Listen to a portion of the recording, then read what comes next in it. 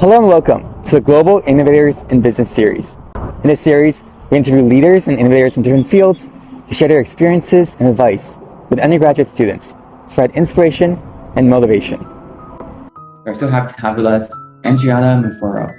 Andreata is a partner at TLCom Capital, one of the original founding VC for Sub-Saharan Africa focused on tech investments.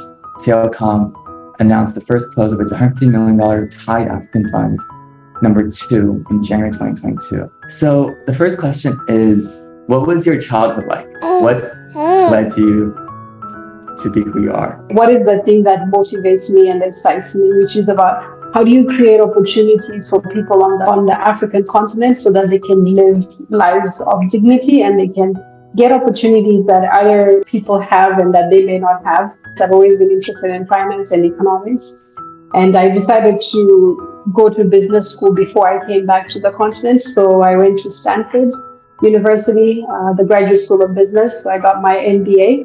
And then after that, I started working my way back to the continent. What types of investments that you look into? What is the goal of the fund?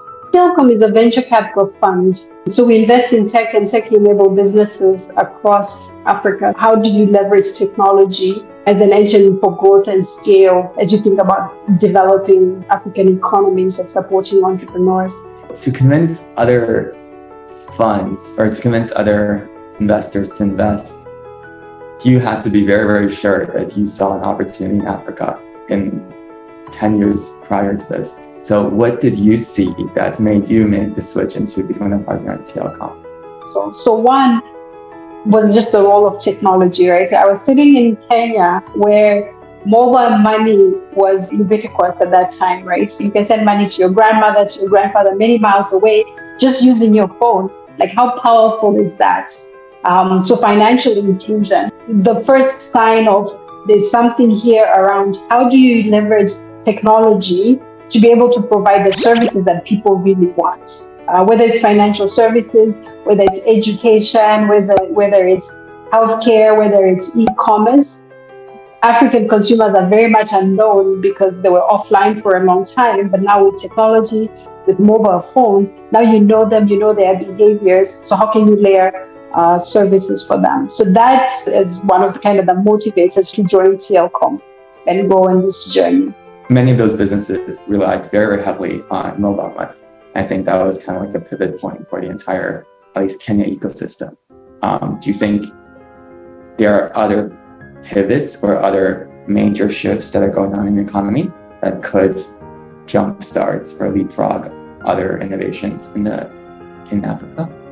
There have been a few actually along the journey. So if you start from the first one was kind of just laying fiber optic cable, right? That was big because you're connecting Africa to the world.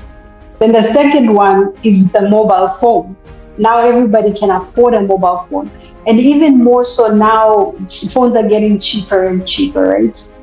The next one is around how do you make data cheaper, more cost effective? How do we come up with more technology that will reduce the cost of data? That's pretty pivotal and pretty transformational. TLCom actually hires a lot of different people from around the world, like Stanford Graduate School of Business, like very, very top schools around the world. And also they hire people from in the individual local Kenyans or in the local markets. How have you seen the difference between the two perspectives of the different types of like hires in your company? If your market is the local market, well, you best have some local people in there to understand the culture. They have the networks, right? They've been operating in those ecosystems for long. So that opens up new network for you. Then there's the other piece around kind of global exposure. Like I was telling you earlier around when we were fundraising, we traveled from Europe to North America looking for capital. So you need people who also have that network and that can leverage that network to explain and show people the opportunity in Africa. Our team is actually very, very diverse. If you had any advice for students around 20 to 30 years old seeking to grow impact, develop impact in their career, So it's about what are you interested in now? What is it that matters to you now? Then you pursue that. And then through that, you learn and you probably evolve. The only way you will know if that's a fit for you is by going to work there. So find opportunities to volunteer, to get that opportunity. Then you can decide and see if indeed that's what you'd like to do. And be open to changing and to evolving. You can always also go back to school if you decide that, I actually want to restart this whole thing again.